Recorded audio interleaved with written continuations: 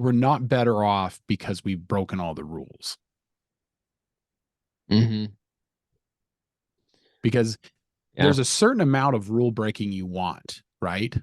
There's a certain amount of rule breaking that you want to have, and I think Jordan Peterson brings this up with Harry Potter series. Mm-hmm. So the kids in the Harry Potter series, they're always breaking the rules, but they're not going so far to break the rules to obliterate the entire structure that Hogwarts has, right? They're breaking the rules just enough to challenge the authority and save the school.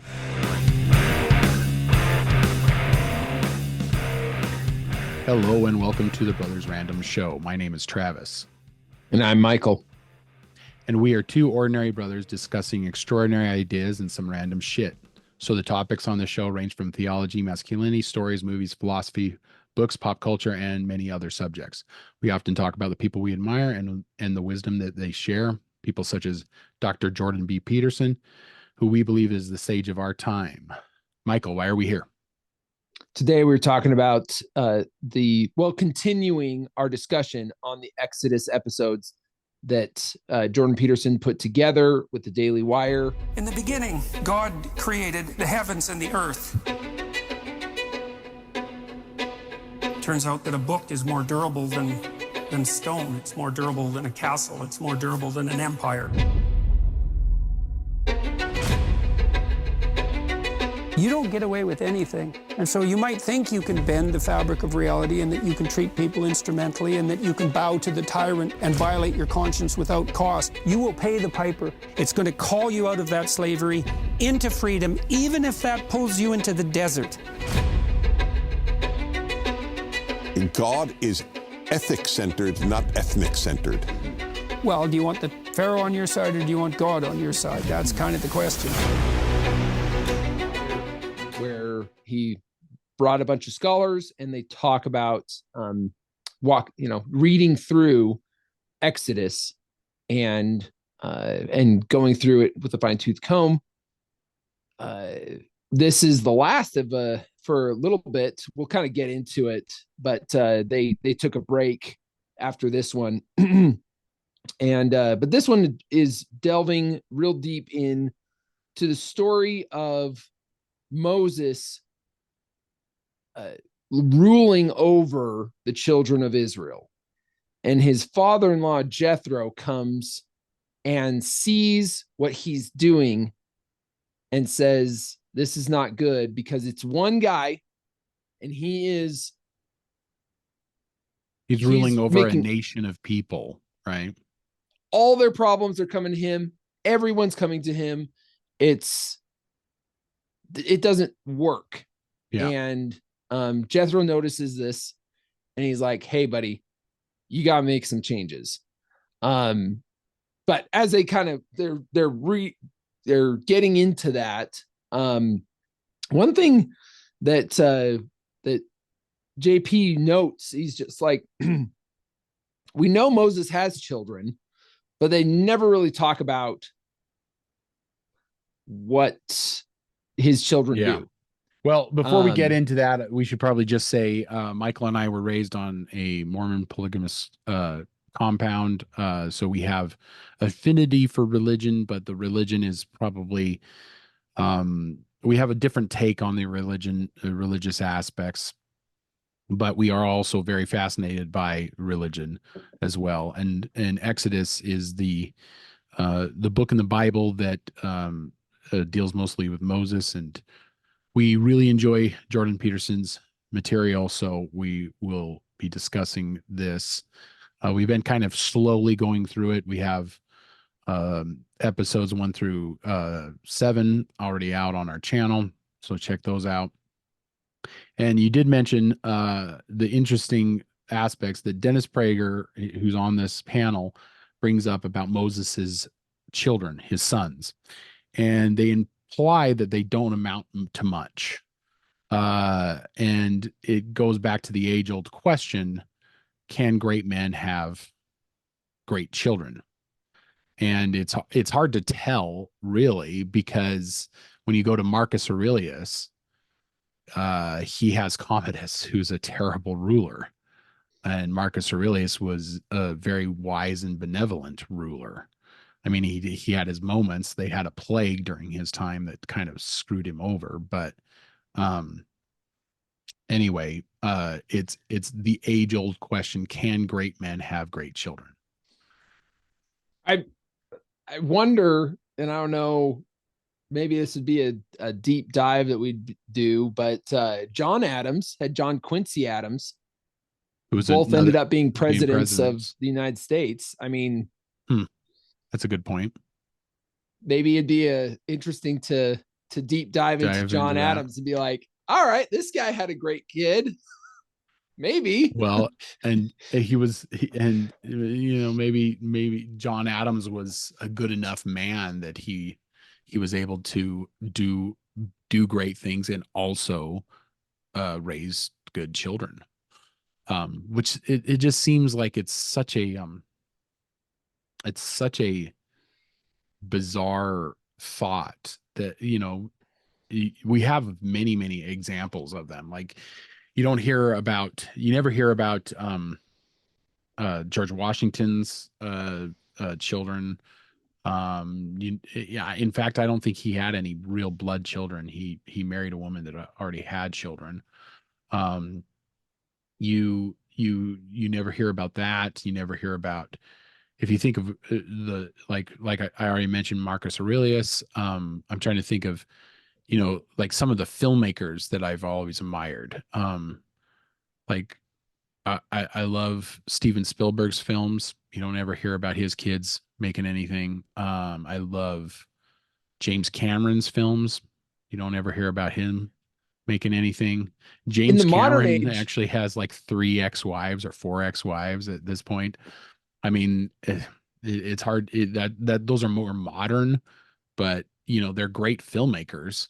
Ridley Scott is a great filmmaker. We don't hear about his children making good films. So in the modern age, I wonder if when we don't hear anything about famous people's kids, if there's like a level of those kids kind of seeing that fame and how it was and just realizing that they didn't really want any part of that. Yeah, there could be that. Yeah. There might be something to that. But this, I mean, Joe, if you remember Joe Rogan and Ryan Holiday. Ryan Holiday they had a pretty long discussion about this and yeah, I remember Ryan Holiday was kind of just like, I don't know, when you're okay, so history puts you as greats, you're probably really busy.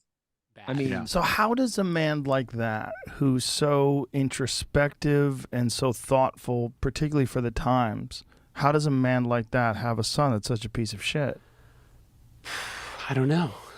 I mean, one argument is he's a psychopath and there's sort of nothing you can do. Like, there's no blame whatsoever. The other argument, the more likely one, is like most great men, and we're talking about history, so it's mostly great men, but again, Queen Elizabeth has crappy kids. Most great men are shitty fathers. Gandhi was a bad father. Winston Churchill was not a good father. Why is that? I think they're busy.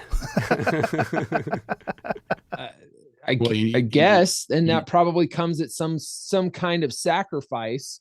Yeah. To like King Leonidas was written down as history as a great man and a great leader, and you don't hear about his children. You don't hear about Alexander the Great's children. I'm sure he had children, but you don't. They may mention it. Like if you do deep dive into history, you might find out that they had children, but these children didn't end up conquering like a third of the world or in their lifetime or whatever. Genghis Khan had so many children that they say that almost every lineage in 2/3 of Asia is his lineage or something crazy like that.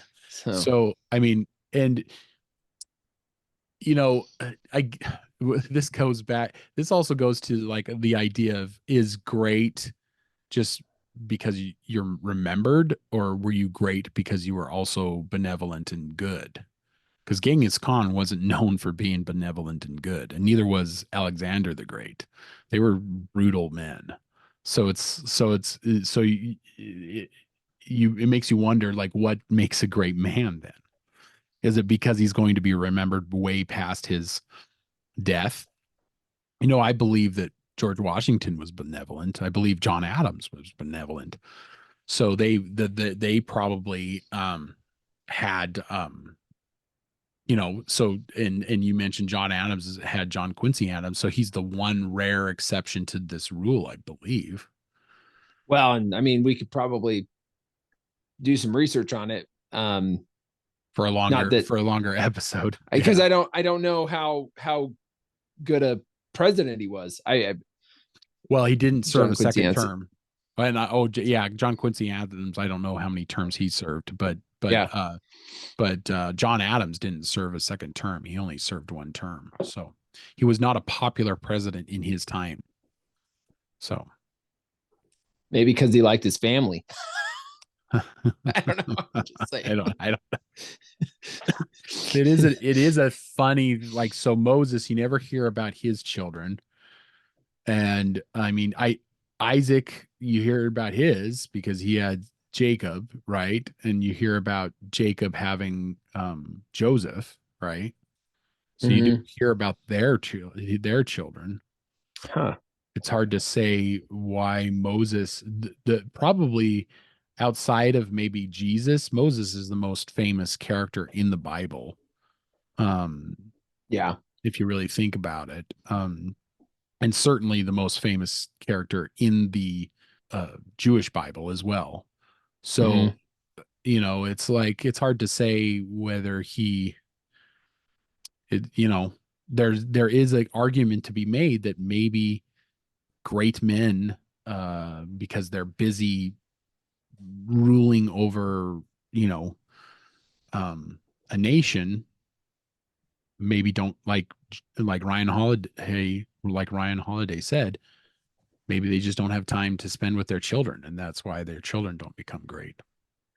Well, and with Jethro, Moses' father-in-law, noticing that he's one guy and all the people are coming to him with all their problems. Yeah. That's not sustainable. Well, and he also says you're in danger of becoming a pharaoh yourself. Oh, yeah. I don't know if he comes right out. Does he? I don't think he says that, but they imply it. They imply that it could be that was behind it. There was that risk. Yes. Of that. Well, and it goes back to you and I always talking about the one man-itis, the one mighty and strong. It corrupts men, and Moses even let it corrupt him when he took we see credit for the water from the rock. Yeah, when he struck the rock and made it bring water, and kind of did that without God's praise, essentially. Yeah, right. He was basically saying, "I did this," So he was not an incorruptible man. He was still human. He was still fallible, which is why he doesn't get to go to the promised land, right? Which makes sense. They talk about, I think they've talked about this. We who screw up royally don't get to go to the promised land, right? So if you do something so heinous and so wrong, I mean, there's always forgiveness. There's always the road to cleaning yourself up, but it's a lot. You may never get to the promised land. That's an interesting concept there. It's interesting. They kind of touch on this later on in the conversation, but because somewhere in there, God makes a commandment, and that if you disobey this commandment, it's at your peril. And in JP, he's like, a lot of people will look at this and be like, God's so mean. Oh yeah. Why is he so mean? Why is he so mean? But he just points out that, like, he says, touch sacred things at your peril, but it's also, you just you break the rules at your peril. Yeah, if you're breaking, I think in society right now we are breaking all the rules and things aren't better in society. Yeah. We've got suicide up way high. We've got we've got depression levels are high. We have obliterated all gender norms, and because that, you know, whatever stance you stand on the gender norms thing is, are we better off having obliterated those? The birth gap is widening in society. The birth gap is becoming quite perilous in other countries like Japan and China. China's in for it. We're not better off because we've broken all the rules. Mm-hmm. Because there's a certain amount of rule breaking you want, right?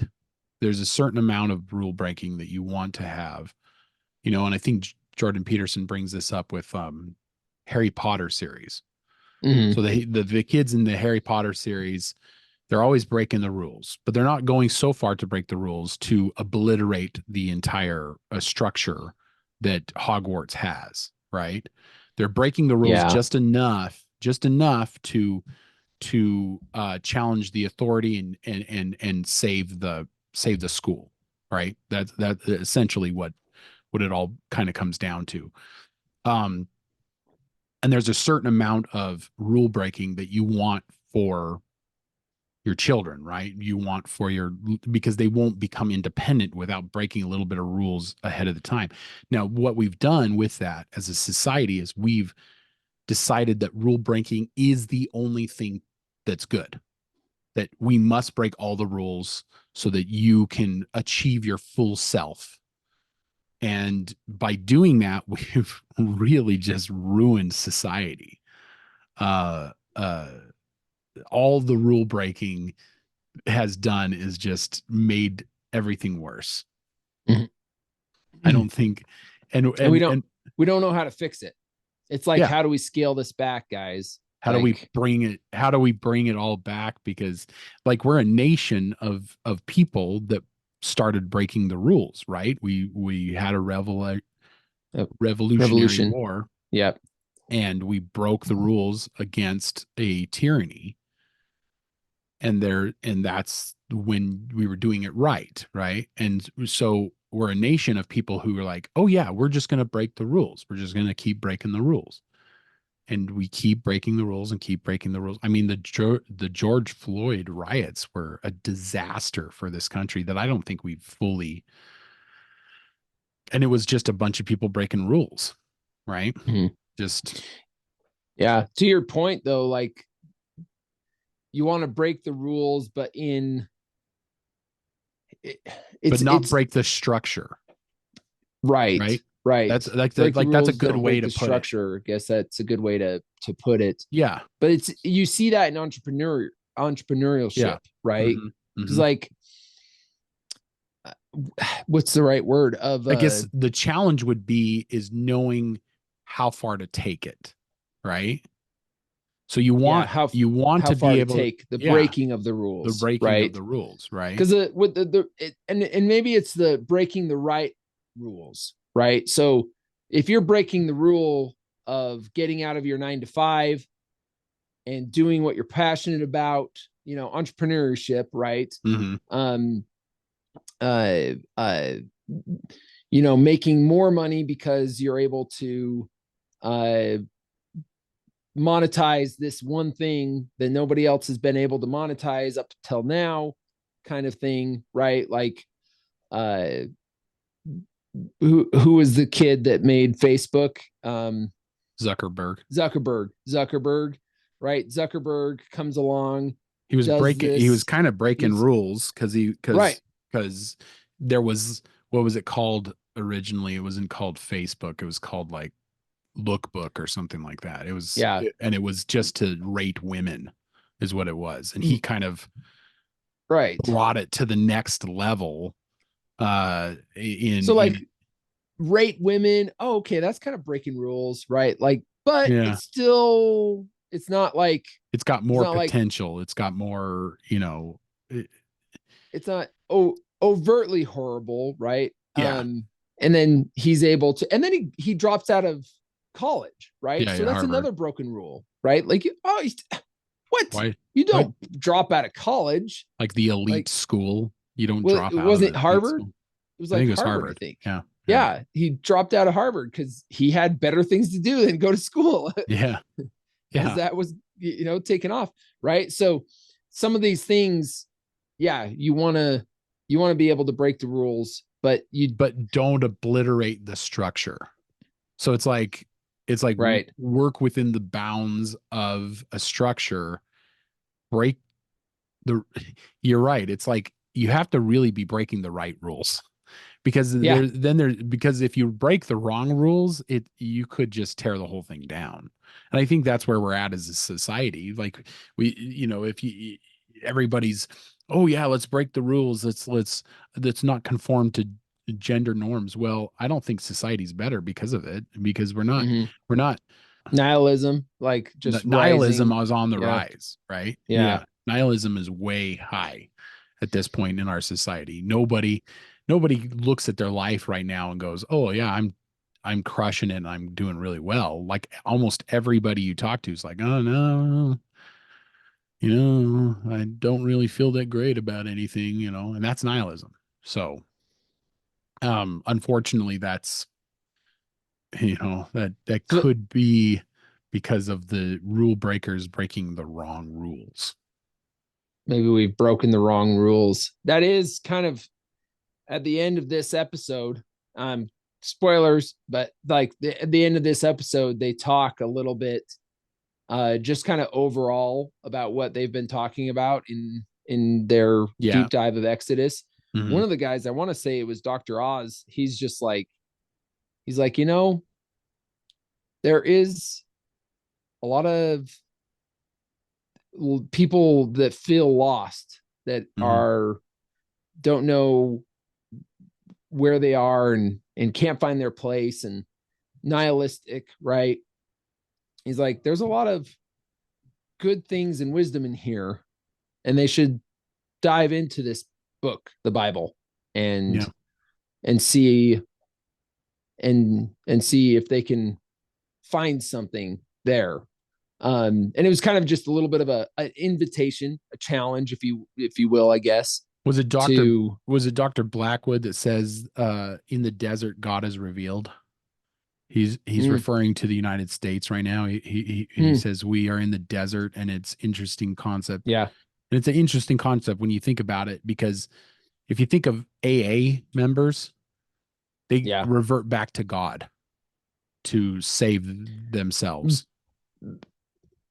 yeah. Even though Because in a secular society, there's things that people are still trying to grasp onto, to a to higher help them, ethic, yeah, to to help be them able out of the to, darkness, right? yeah, That's why the AA prayer, what is it? It starts out, God grant me the wisdom to uh change the things that I can, and and the yeah, wisdom just to and know to the know the difference. difference. So something Something along along those those lines, lines. but that's the AA prayer, and it's actually to God. So if you're atheistic and you're a drunk, you're going to have a hard time getting help through AA, because AA leads you back to a higher power, a star in the sky, something that's outside of yourself. And when you're in the bounds of nihilism through it, and alcohol, it doesn't do you any good. When you're in that, you're in the desert, right? And Yeah. in the desert, Blackwood says, in the desert, God reveals himself. Mm. So when you're at your lowest, maybe turning to God. Yeah. So Jordan Peterson, kind of moving on with the Jordan Peterson talks about religion being a uniting principle. It helps people through, through a with a common order. And he says, that's maybe why there's so much chaos in the world today, is that when you get rid of the uniting order, this brings about anxiety. It brings about social disunity, because you have no uniting principles. Mm-hmm. And you get it takes away hope, because hope is in relation to an originating goal. This is all purely secular. If you're a part of this secular society, you don't have the uniting order of religion to keep you together. And even Dr. Oz Guinness mentions, well, the secular societies also have their uniting orders.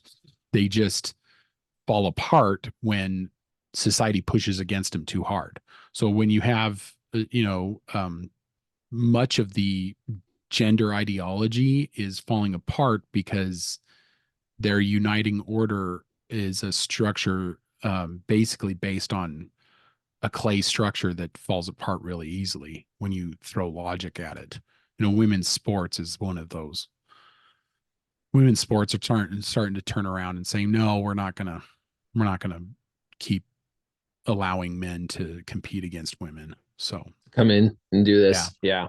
Yeah. I don't know. The more we get away from it, I mean, how long was it ago that they took prayer out of schools?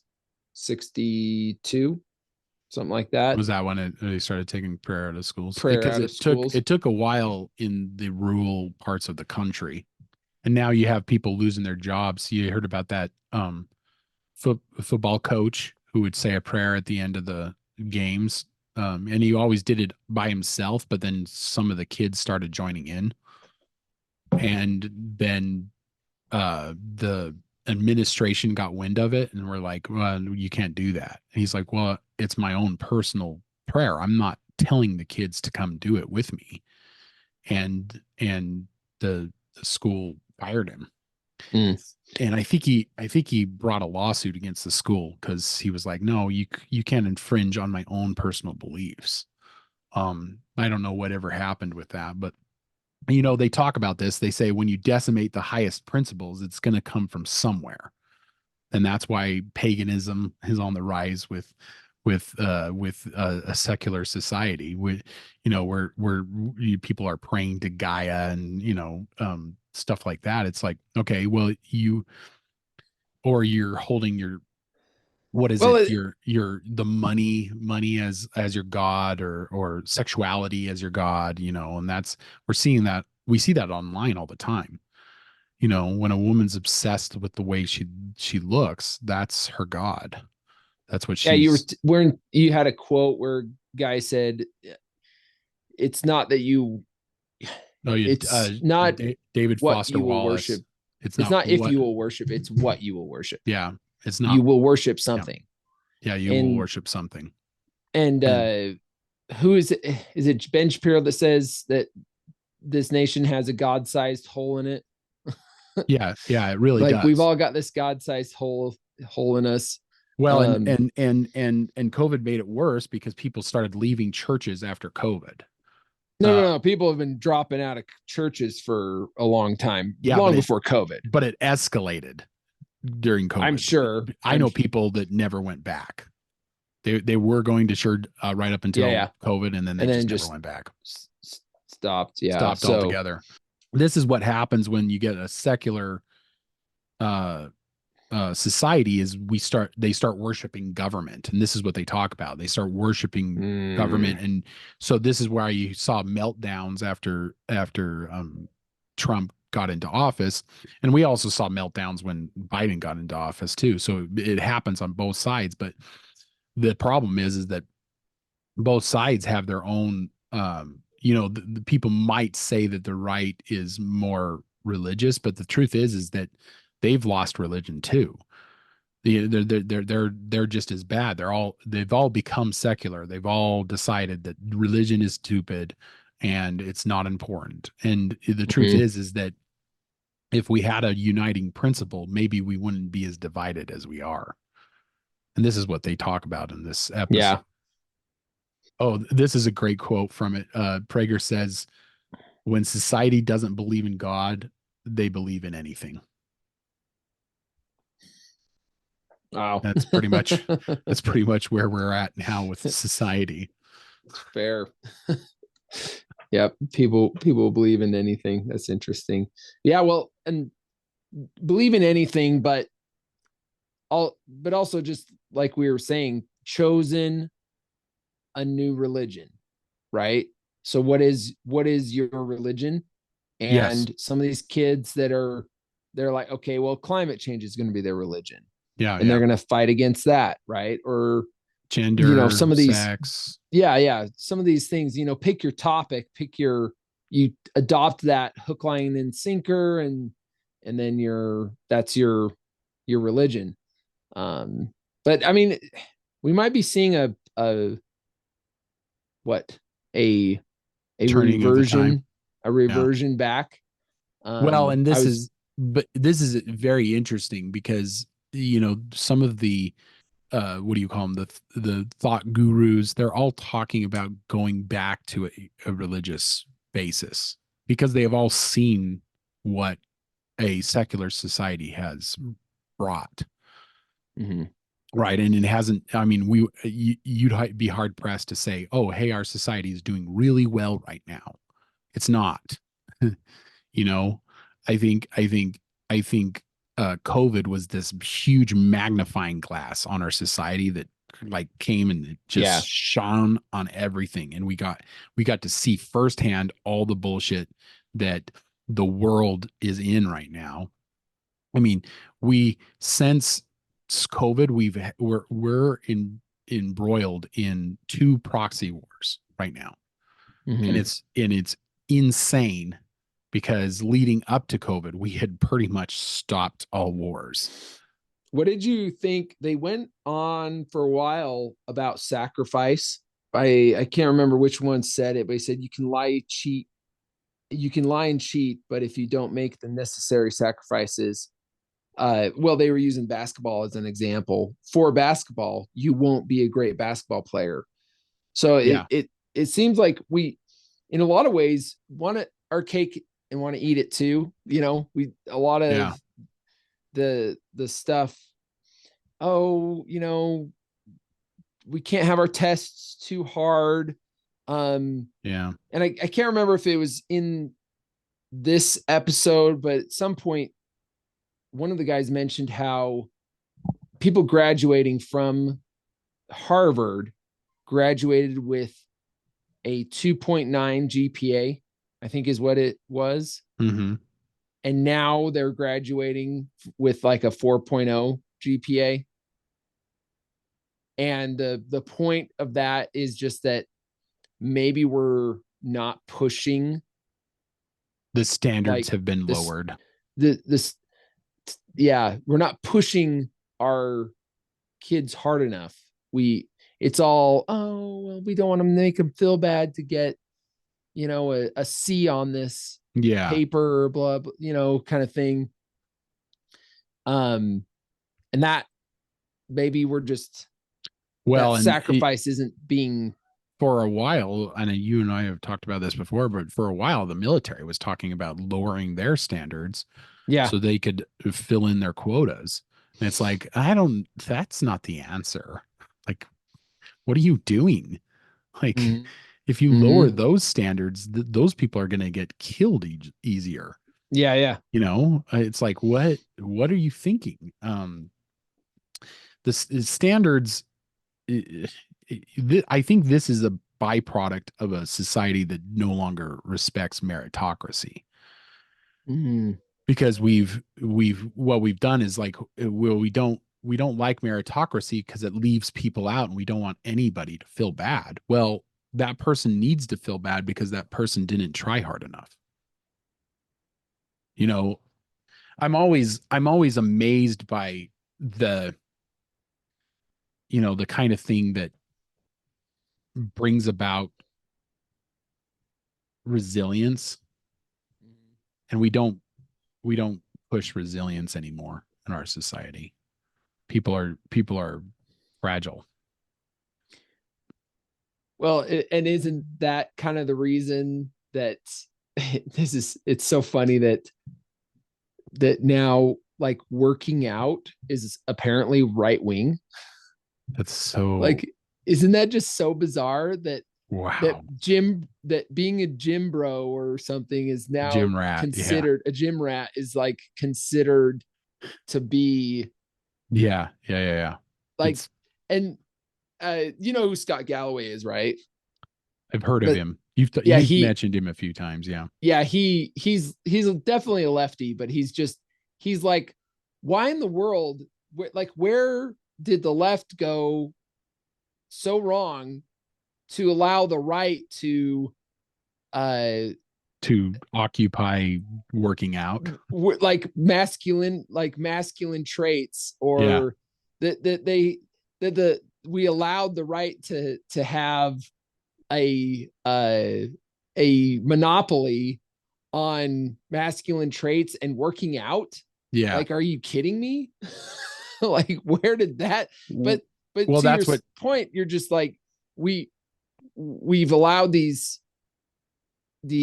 systems that have like been so soft, and that sacrifice hasn't we haven't asked that sacrifice.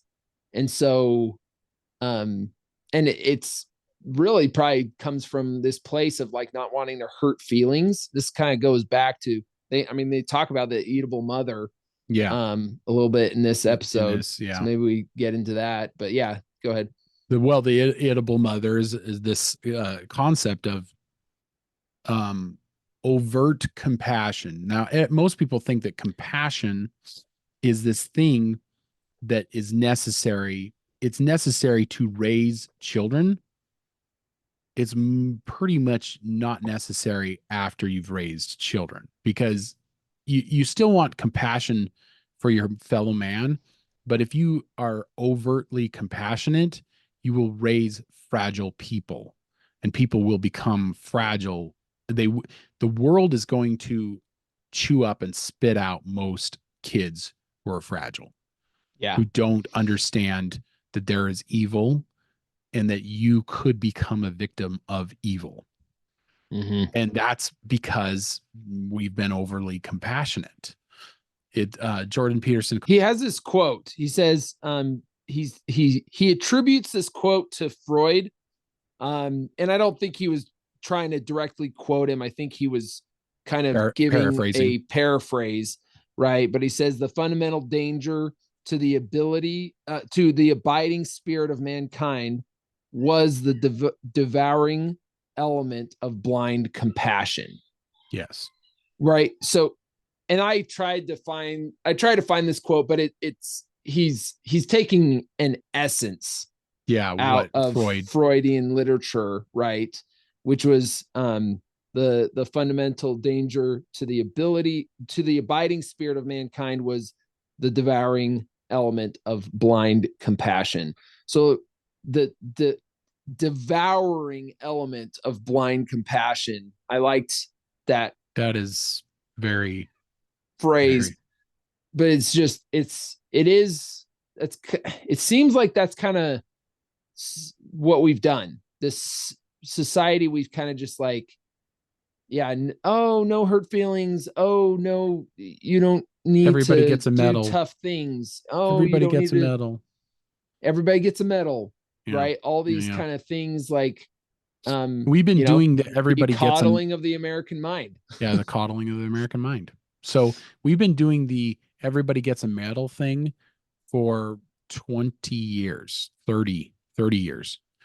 Because I remember it being, do you remember, it's a romantic comedy with Michelle Pfeiffer and George Clooney. It was called One Fine Day. It's about two single parents who are, keep interacting. Do you remember this movie? I gotta see this one again because I like it. Yeah, I like that show. It's a good romantic comedy. It's funny. Yeah. So George Clooney and Michelle Pfeiffer meet each other. They vaguely know each other because their kids go to the same school or are on the same soccer team. And the whole point is in the movie, at some point during the movie, one of the kids says, "Oh, well, we don't need to win because everybody gets a medal at the end of the of the game. And that is a 20-year-old movie at this point. Maybe 25. It came out in the Okay. 90s. Yeah. So it's a 25-year-old movie. So we have been doing this. We've been doing Everybody Gets a Trophy for a really, really long time. And it was designed to not, it was designed based on compassion. It Yeah. was designed to go, you're not a loser, you're a winner.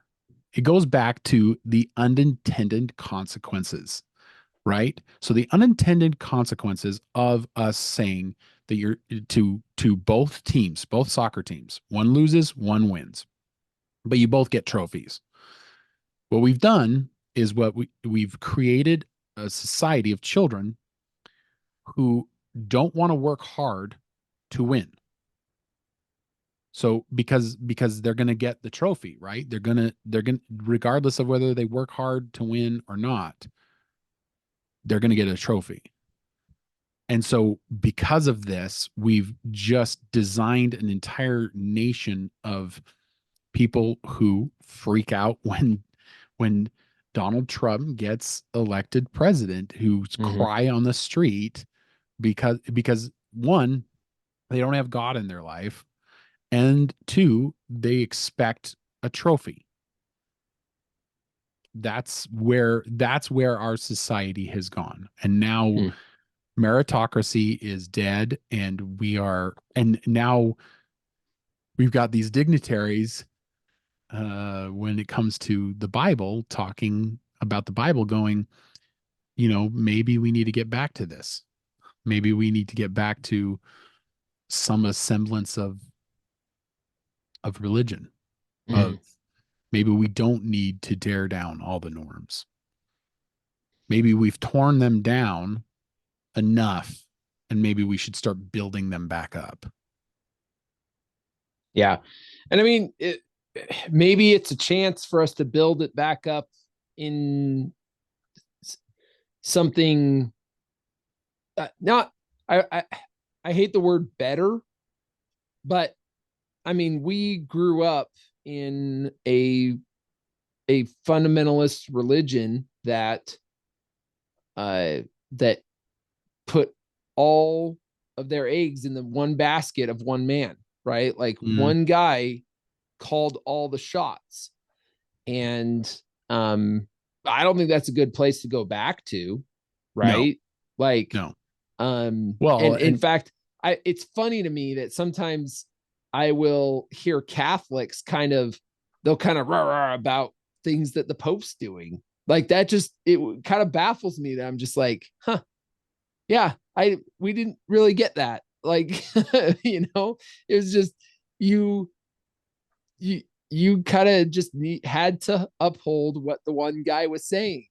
And so maybe we can get away from, one-itis, or we can well, and it still needs to go back to a meritocracy. It still needs to go, the person that works the hardest, the person that is the most successful should rise to the top. Now, we shouldn't make him the leader at the top. Yep. Maybe a group of guys who have all risen to the top, but meritocracy seems to be slowly dying in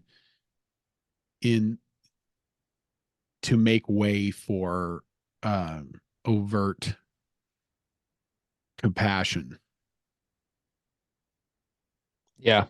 And there's no better way to look at that than in the entertainment industry. No. We just had one of the worst years for movies. Case in point. Hey, Dune was good. Dune was good. Here's to one. Here's to one this year. But I'm talking about last year. We just came through last year, and you could probably maybe count 3, maybe 5 good movies out of what, like 80 that came out. So yeah. Any final thoughts on that, brother? No, I think I liked what some of the guys were saying at the end, because I mentioned it, but this kind of culminated in because I think what they did is they were all staying together, and they did these episodes over course of a few days. Yeah, back to back. And this was the end of that. And their plan was to come back and do it, and they've done more, right? So we'll get to those. But they all were gonna they were kind of saying their goodbyes a little bit on this one. And but I liked what some of them said, which was just like, hey, like there might be something here for people that are listening. So maybe check it out. If you're searching, it just, it's so funny. I just think I keep thinking Lost Boys with our nation right now. I just keep thinking Lost Boys and a little bit like Lord of the Flies. Yeah. Right. Lord of the Flies, a bunch of these kids, and they're just like, hey, let's pick on this person. And just like, they don't know what they're doing. And it seems like we've kind of given the reins to a bunch of kids that just don't know what they're doing. Right. Like, doesn't it feel that way? It kind of just feels like we've given the reins to a bunch of idiots that don't know what they're doing. It probably, case in point, it's just like our president is asleep at the wheel, right? Yeah. And we're all screaming at him, culture, going, don't wreck this car. Don't wreck this car. Yeah. Like, it's just, it's all kind of, so I keep thinking like Lost Boys, but maybe this is the way, like, how do we get back to something that resembles, some reason and logic and but maybe, faith, and also because like reason and logic they can coincide together with faith. You can still have faith and still have your reason too. And then see, this is the Bill Maher's of the world. Bill Maher, as much as he's kind of become kind of a centrist lately, he's always said that religious people were dumb, or religious people don't follow their logic. But we're in a world now that was brought on by only logic.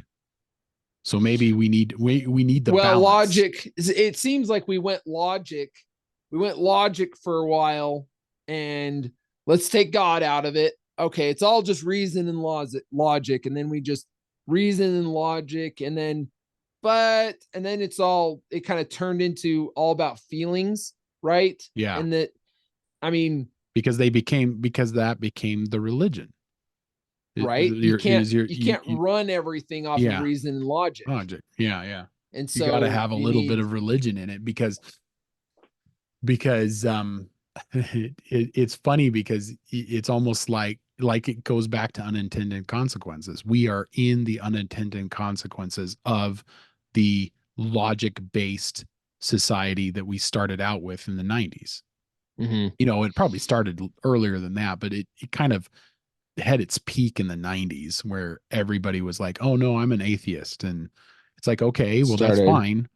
Yeah. But what about the people who need religion in their lives? Oh, they're going to find religion through, global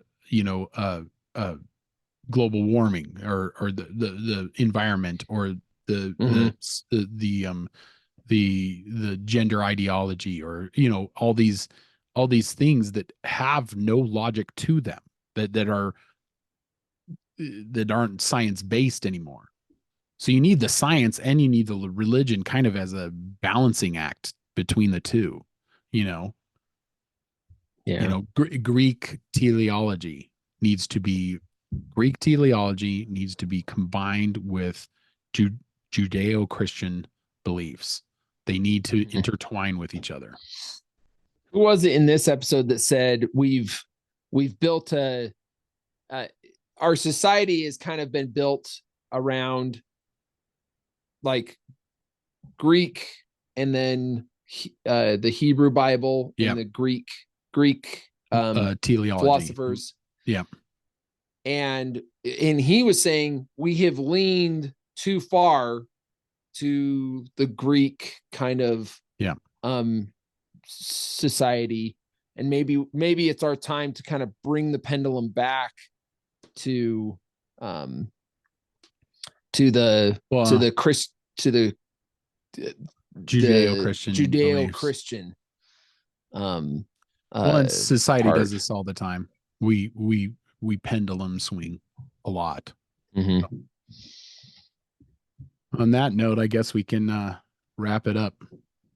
Thanks for joining us, audience. We would appreciate if you check us out on social media, Spotify and Apple Podcasts. Just look for The Sword in the Skull. Please spread the word. Tell us what you think in the comments. Yep. Tell us what you think in the comments. Spread the word. Let people know. We like to talk about religion. We like to talk about movies. So there's a little bit of both every time we put something out. So in the meantime, keep reading, keep listening, keep watching, learn more. We'll see you, brother. See ya.